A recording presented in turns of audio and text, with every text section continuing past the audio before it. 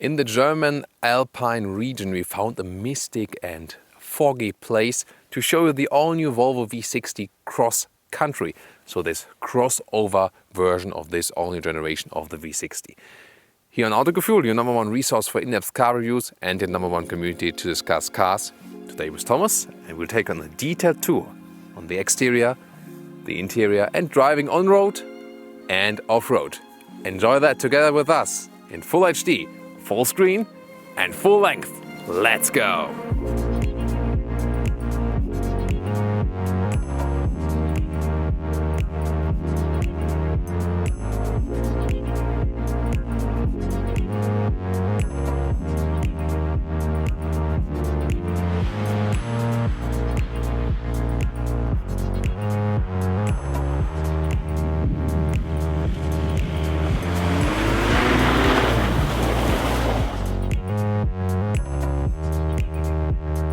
When you're surrounded by snow walls, it always creates a very special atmosphere. There's no echo. It's a really interesting silent sound atmosphere and maybe also some ASMR, right?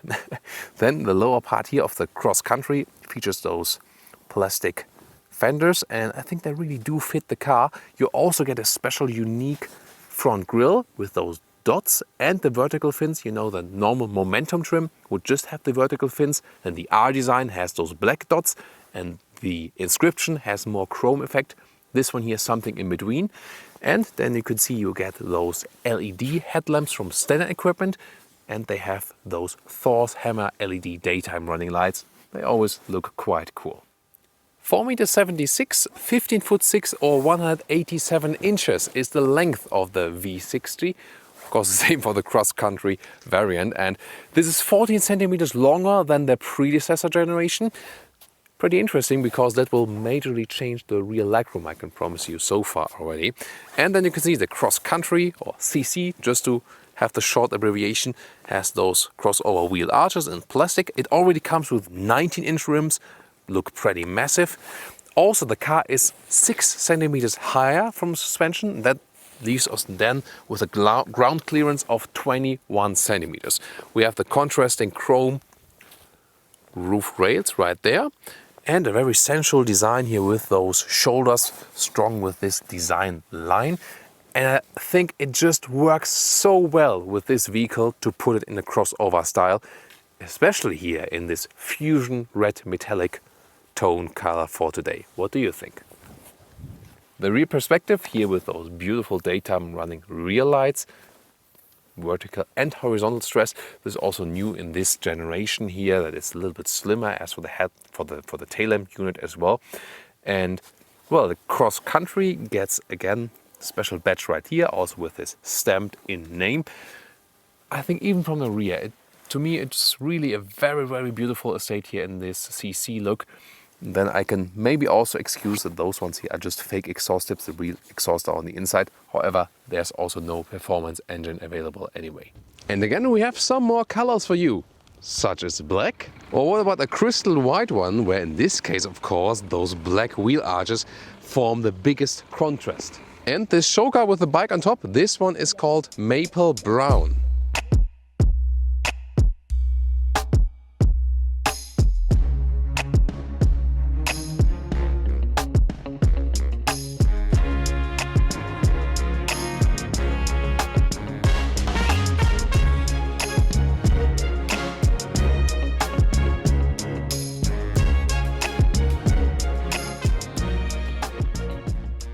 This is the car key.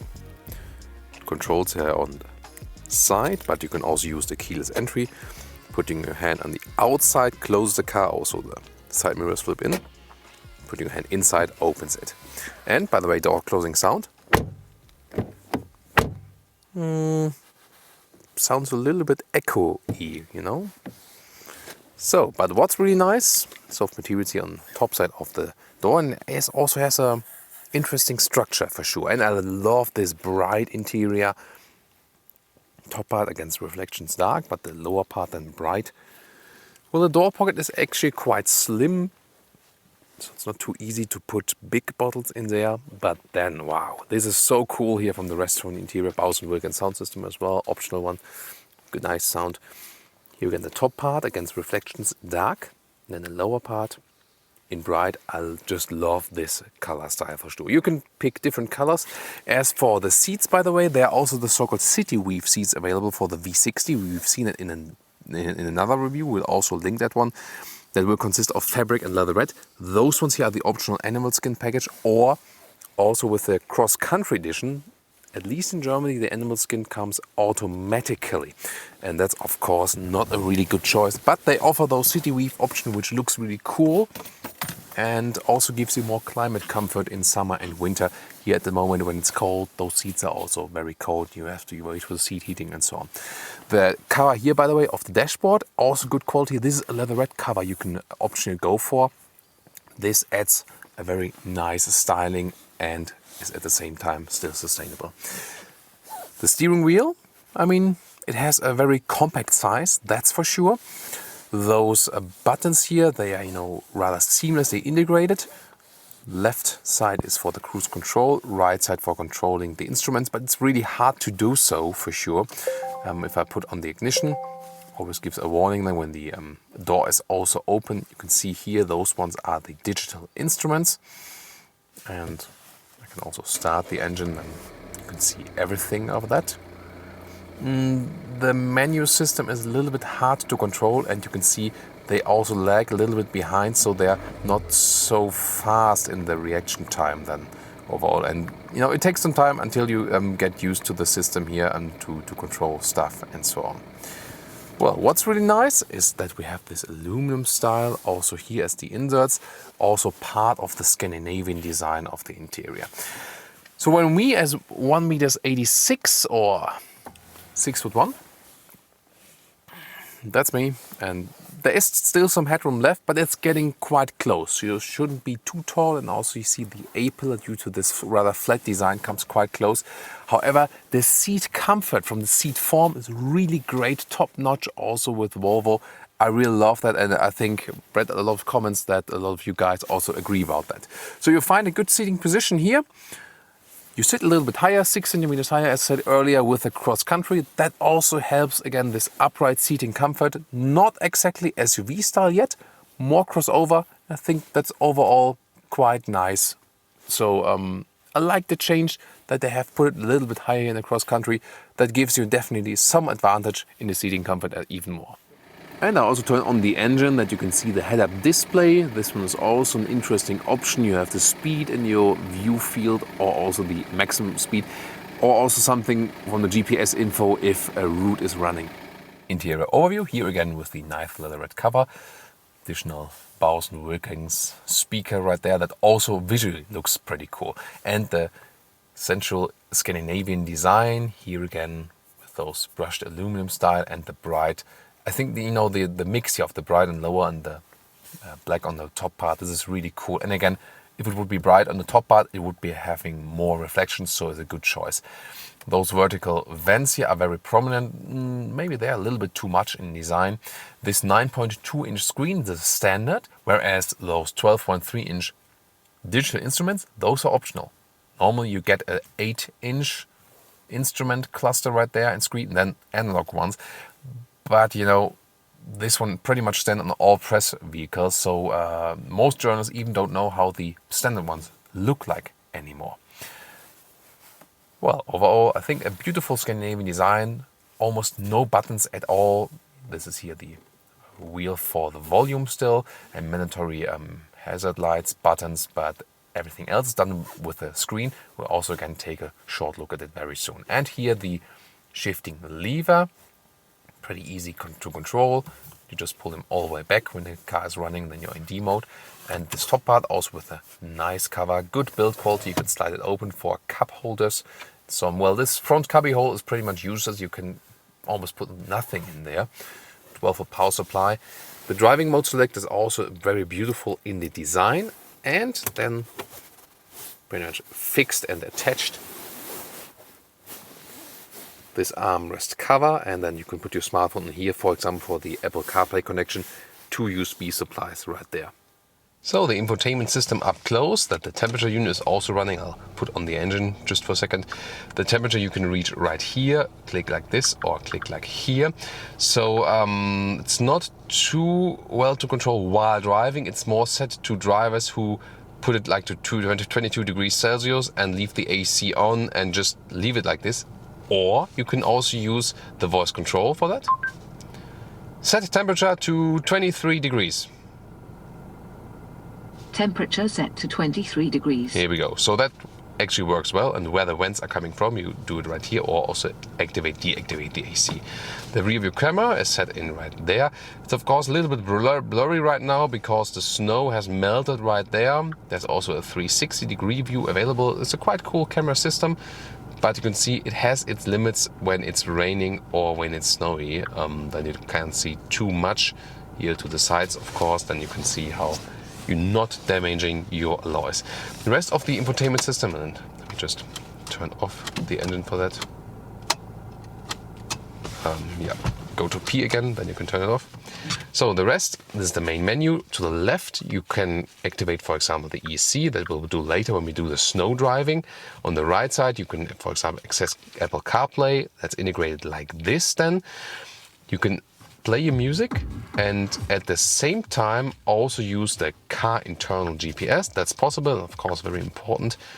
Like this could be a little bit more responsive for sure, but overall is doing a good job. This way you can zoom in and out. Like this you cannot, so you always have to maximize it there first. And this sound system here with the sound experience, optional one, you can also pick the Gothenburg Concert Hall. That's the echo sound, good for classic music, but I can also recommend it for electronic music. And the options is on the top part. You really have to learn the system once and then you actually know where everything is located. That's then fine. And when you hold this button here, then you come into cleaning mode and you can use a tissue or something, or yeah, thank you, Michelle, the Volvo supplied extra microfiber, and then also clean it without doing any special commands. For example, doing those the commands to flip the back headrests. I'm not sure if that's available right here because then I could hit Michelle, but hey, that's interesting. The headrest fold does not work here anymore. Does it work when I put on? Ah, there we go. Shall we do it? Shall we do it, guys? Oh, Michel prepared himself. He prepared, so he wasn't hit. One of my favorite details is this frameless rear mirror. It looks elegant and you have a very good view. And just above that is the opening for the panoramic roof. Brings a lot of light, and the interior is actually quite wide and long for both. So it's a nice feature for sure, especially if you are in, let's say, moderate climate where it doesn't get too warm, especially in summer times. However, if it gets warm, you also have a cover. So when I close it again, you can see we also have this sliding cover right there. Also in a bright beige style. Really like that.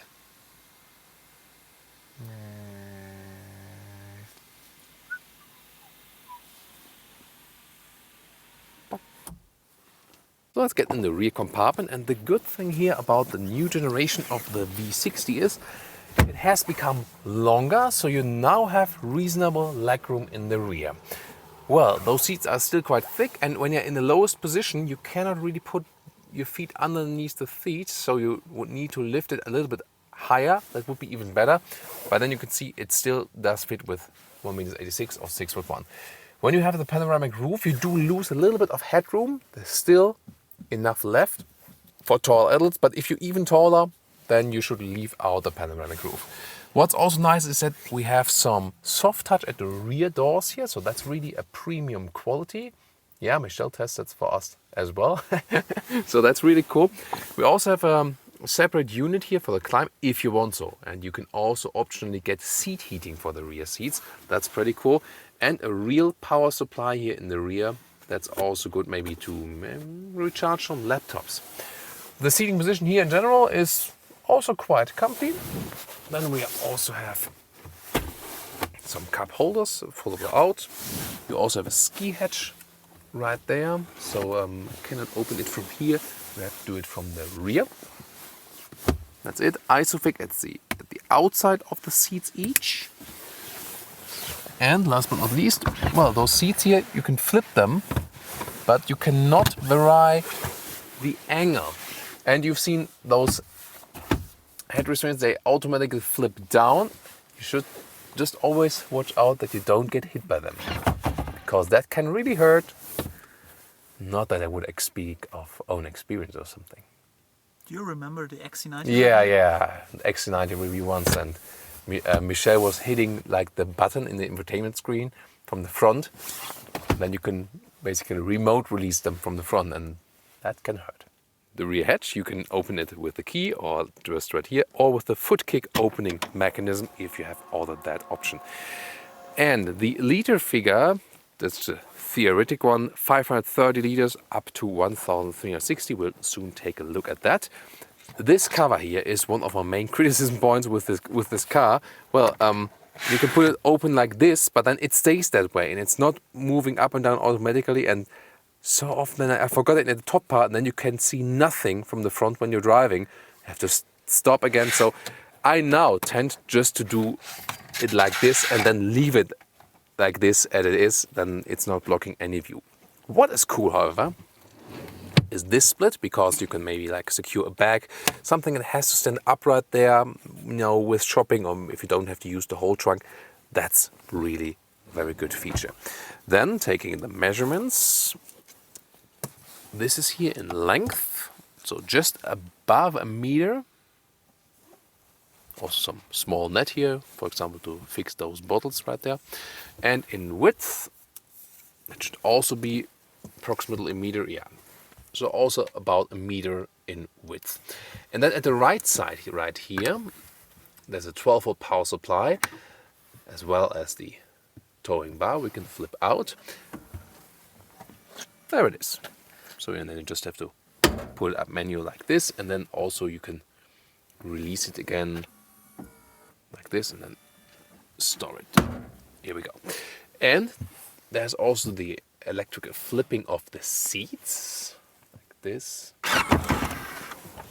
and like this. And also the head restraints flip, as we've shown you earlier, and then you can have a very well usable loading area. And let's see how that one plays out. Up till the end of the seats it's 160, but to my driving seating position is 180, over 180 in meters, so very well usable. And of course in the middle part even longer, so then we easily get over 2 meters then to the front gear shifting stick. So, and just that you get some dimensions, this is a standard backpack here. You can also better imagine how it is here, even in the height, because this one here is the maximum of 67 centimeters in the height right here, and to the loading cover is just over 40 centimeters. So, I mean, past Volvo cars from the big estate, they had more luggage room, that's for sure, but I think you can still very well use it. And last but not least, the child safety test from this electric hatch. Do it like this. Oh, not too sensitive, but I think, yeah, still acceptable.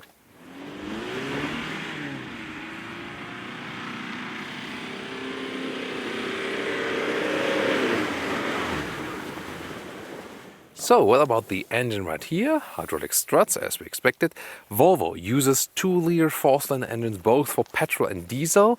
And let me just list them shortly. So on the diesel side, the D3 with 150 horsepower, a D4, that's this one, with 190 horsepower. This one also the entry diesel for the Cross Country, because the Cross Country does not offer the very entry models. And both with front-wheel drive or all-wheel drive, that is a front plus rear on-demand system. And then the petrol side is T5, 250 horsepower front-wheel drive. There's a T6, 310 horsepower all-wheel drive. Or then there's a T6 plug-in hybrid with 340 horsepower system power, or a T8 plug-in hybrid, 390 horsepower system power. So that's about the engine overview. As I said, no 6-cylinder at Volvo whatsoever. They're really going the way. Also, less and less diesel. They're not developing the diesels anymore. So they are all going in this plug-in hybrid direction. And of course, soon the first all-electric cars from Volvo will also arrive. This one here again, as I said, D4 for the day with all-wheel drive. But since it's this front-wheel drive plus rear-wheel drive system, you don't really realize so much while driving if it's an all-wheel drive or just a front-wheel drive version. You just realize it when you have very slippery conditions for the front wheels and you really hammer the throttle. Then you would realize you have the all-wheel drive version of the car. So yes, you can also just live with the front-wheel drive version of those vehicles because they are overall not that much so, let's say, so performance-oriented.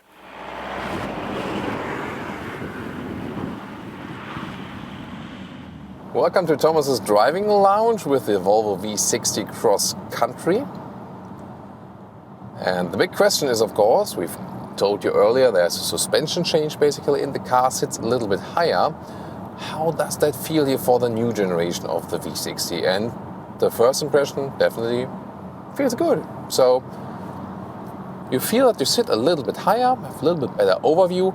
It's not that you would have this typical SUV feeling, because this is a crossover, but it's just a little bit higher that you don't have this typical mid-size sedan, typical mid-size estate feeling. So I think it's actually a good mixture. And they also have a so-called comfort suspension in here. So one of the suspensions you could also take for the normal ones, but then this one here in the trim 6 centimeters higher. So they've put the suspension 6 centimeters higher, that the overall ground clearance then is at 21 centimeters. And I think that's definitely a good way to go to. Here on the motorway, as we're starting here, we'll soon also get to some countryside driving and later on also to some off-road snow driving. But here on the motorway, I think it's also a good vehicle for that. There is not, too much shake-up or something. It still feels stable. Here at the moment, you can also see the blind spot monitor, one of the optional assistance systems. That's very well integrated also, I think, in a very elegant way, more elegant than those yellow triangles we know, for example. And the noise insulation here at 100 kilometers an hour or 60 miles an hour is also quite good. That's also one thing they massively improved from the last generation to this generation here of the V60. Same also accounts for the S60, for the sedan version, so better in the noise insulation and gives you a very calm driving. And this is also the main characteristic of this vehicle, even more stressed with the suspension setup that we have right here, because this car does not try to be sporty. The steering is very soft, it doesn't give you the best sporty feedback. The suspension is not stiff at all, and the overall car, together with the very good seats, the seat form is very good, that it just gives you comfort.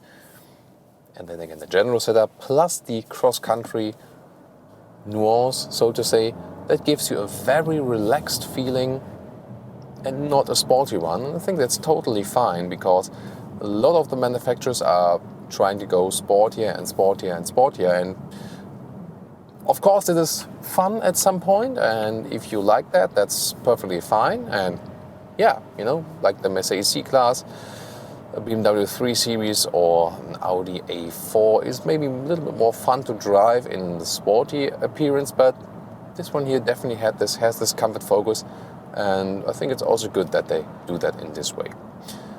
Now at some countryside driving speed, and that's even more silent than for sure.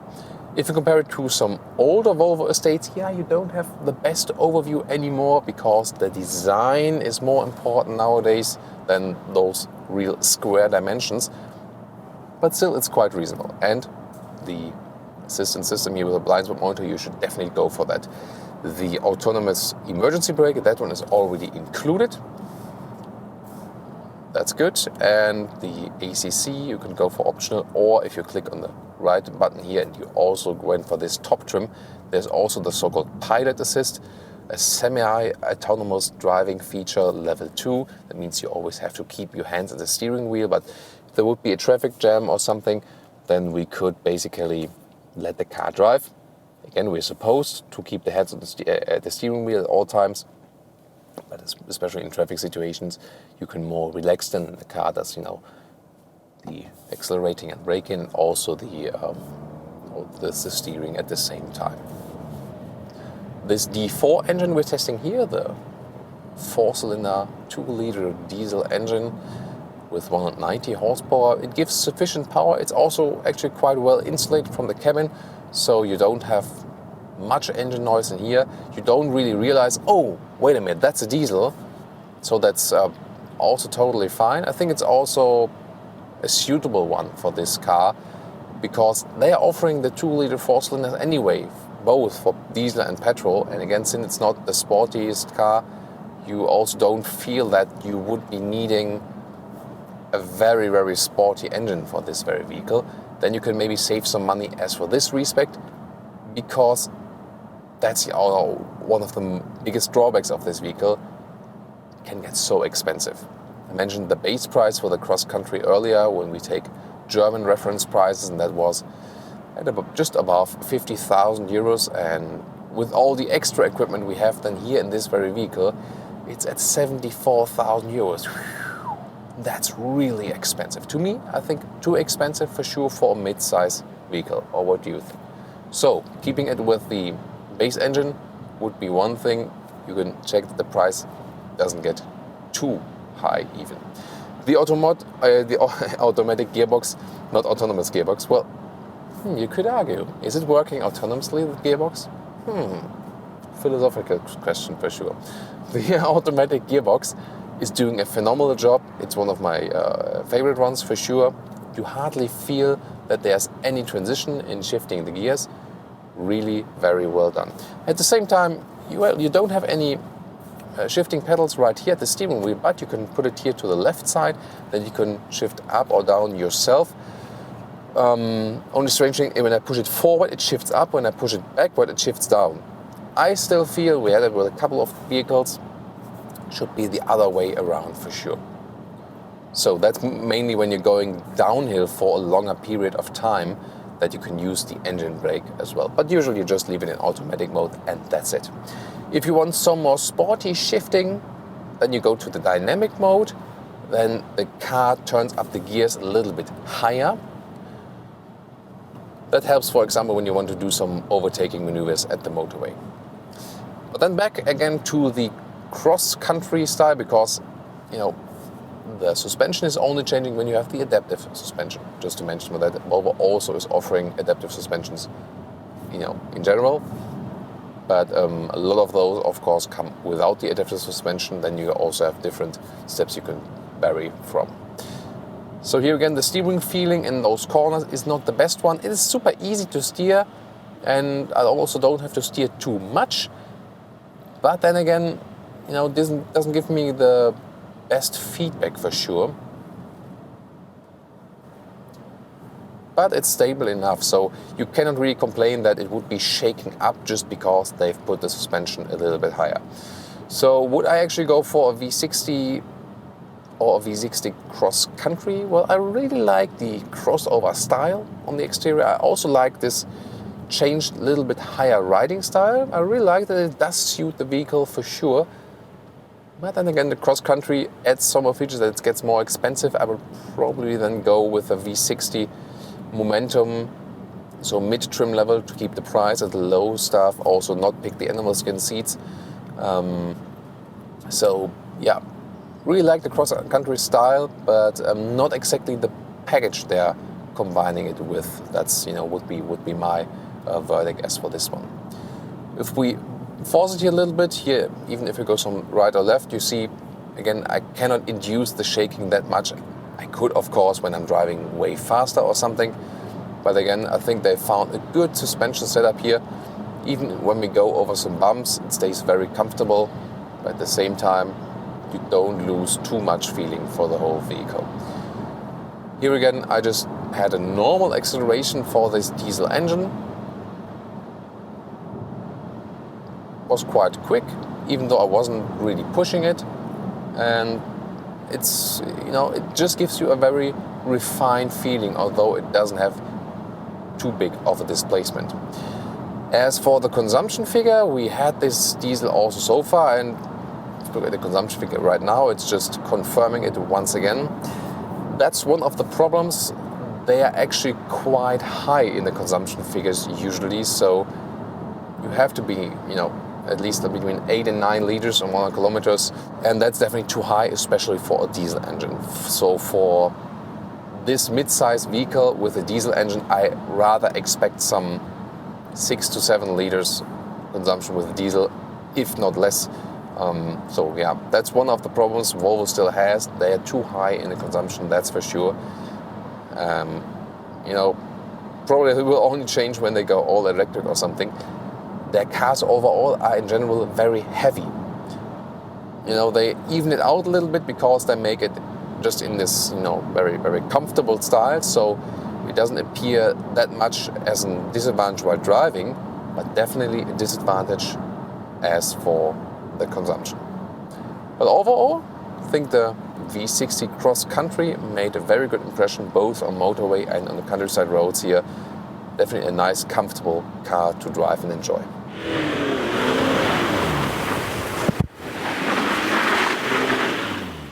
And now we have a small snow off-road round for you. We start with the EC On. By the way, the all-wheel drive, I told you earlier, is front plus wheel drive on demand. Of course, as soon as some slippery conditions in the front are being detected, also torque is being transported to the rear wheels. We had that also with a small insert. The hybrids, by the way, will not be available in the combination with the Cross Country. That's also something I wanted to note. And you can see here with the ESC On, there are a lot of snow ruts, but basically the car is being kept safe and straight. I also had a longer transition period to this testing ground here earlier on snowy roads, and this worked very well. Of course, there's always laws of physics, so if I just hit the brakes here, see, it just takes a while until the car comes to a standstill, and you have to bear in mind the weight of the car. So always drive slowly in those conditions. That's the most important thing. Overall, the car delivers me a very good, safe feeling for sure. It is not a performance all-wheel drive that you do realize. Here, for example, the front inner wheel was reduced in speed, so the car is being kept relatively straight. So I can go to an ESC Sport mode here, and when I, for example, let me show the difference. When I here now in the ESC On, hit the throttle, see, I went max on the throttle, but not so much had happened. When I go here, then the car gets more wheel spin, especially in the rear, then goes more forward, RPMs turn up higher and so on, so there's then actually a big difference. And it's also the case that the car slides around a little bit more. You can see I can do more turning with the wheel. The car gets a little bit more unstable like this. You have to work with the car definitely way more. And here it's very tricky now. This is not a real, very well made track. It's not even out. There are some snow ruts from the rounds we've driven here before. So this is really challenging for the car, even if you can't see that so well on the camera, and also on condition where the Cross Country with the, it's by the way 6.5 centimeters higher, even not only 6 centimeters. So if you want to be very correct about that. So this increased height then really does a good job, especially when some snow is forming some small snow hills on the road here. But you can see I get a little bit more loose with the car. That's of course more fun, but for normal road conditions, public traffic, you would always leave the EC completely on. However, it's also not possible to put it completely off. That's not possible with the Volvo models.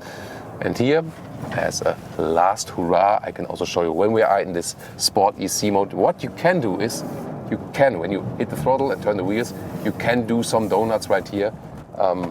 Maybe also put it here in the first gear, for example, just for fun purposes. Doesn't make sense, of course, but it's still always a lot of fun. You hear that the brakings, the electronic stuff is still being applied. Here now, this is also one of the safety systems. So this car is not laid out that you do some stuff with that. You see that the belt was like really keeping us tight. because that was part of the run-off road protection, because when I'm doing stuff like this, the car thinks, oh, wait a minute, that's really out of control. Probably that car is going off the road at the moment, and then this safety stuff is being applied.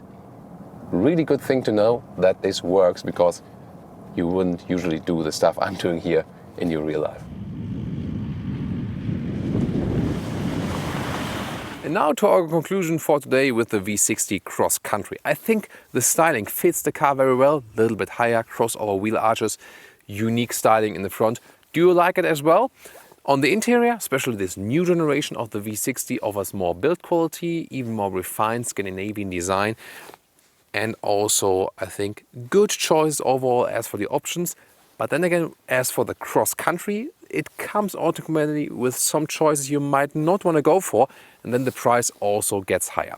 Most important change in this new generation is for sure the rear legroom. Because the car is a little bit longer, you have more rear legroom than before. Well, and as for the trunk, yeah, a little bit annoying with the cover. They should find a better solution for that. But still, the trunk space is very well usable and a very comfortable drive. This comfort suspension also works very well with that vehicle. It's also put a little bit higher. If you seek something between an SUV and a classic sedan or estate style, I think that's still a good offering. And this cross-country characteristic, also with the visual part, it somehow already has, something very special at Volvo, because it already has a tradition there.